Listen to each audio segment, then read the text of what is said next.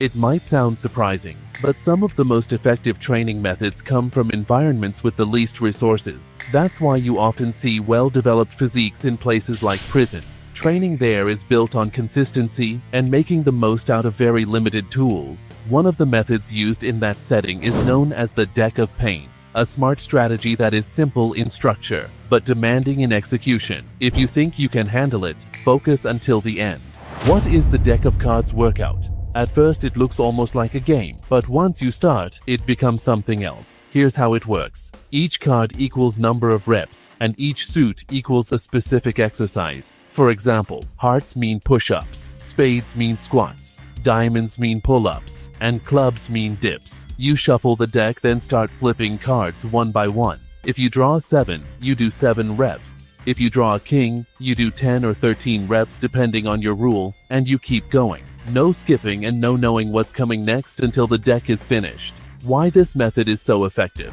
1. It builds fatigue resistance. Most training is done while fresh. You do a set, you rest, then you perform again. But here you have no true reset. Fatigue builds slowly, then brutally, and your body is forced to keep going anyway, which develops the ability to produce force when you're already exhausted. And that's real strength that shows up in fights and physical effort.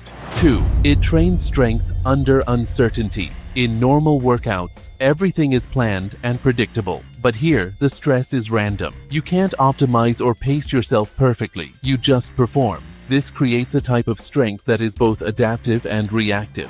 3. It maximizes time under tension.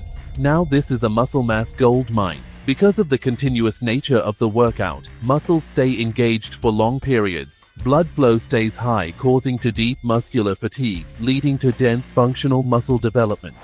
4. It builds full body conditioning. You're constantly switching between movements, all while fatigued, so your body learns to recover while moving and maintain output across different tasks. What makes this different from gym training?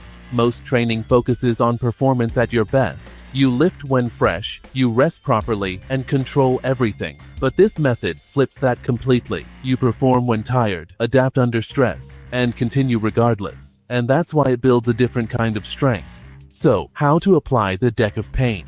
Before you begin, it's important to understand how this method is actually performed in a complete and structured way. The deck of pain is not meant to be rushed or treated like a random challenge. It's a continuous sequence of effort where each card dictates your next action, and your job is simply to respond and keep going until the deck is finished. To set it up, you assign one exercise to each suit. A common and effective combination is using push-ups for hearts, squats for spades, pull-ups for diamonds, and dips for clubs. Once your exercises are set, you shuffle the deck thoroughly. From that point on, you draw one card at a time, and whatever number appears on that card determines how many repetitions you perform of the assigned exercise. A 5 means 5 repetitions, a 10 means 10. Face cards can either be counted as 10 repetitions or turned into a penalty such as burpees or a static hold, depending on how intense you want the session to be. After completing the reps, you move directly to the next card. There is no fixed rest period. You pause only when necessary, just enough to maintain your form, and then continue. This method works best when used as a full training session on its own.